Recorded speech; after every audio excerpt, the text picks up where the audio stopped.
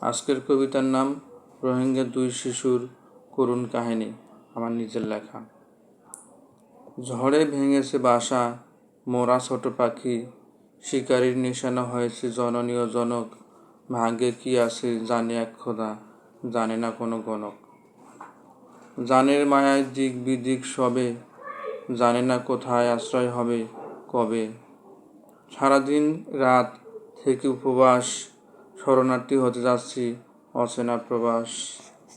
ছোট শরীর ছোট প্রাণ, ভাইরে কে আছে আর, তুই মোর জান, আমার বেঁচে থাকা সার্থক কেবলই বাঁচলে তোর প্রাণ। এই কবিতাটার একটা শানে নজুল আছে। যখন রোহিঙ্গারা এই দেশে প্রবেশ করে তখন একটা 7-8 বছরের বালক আর একটা 2-3 বছরের বালককে কাঁধে করে যখন নাফ নদী পার হয়ে আসছিল, ওই হৃদয় বিদারক দৃশ্য দেখে আমার এই কবিতাটা লেখার প্রেরণা এসেছিল। ধন্যবাদ।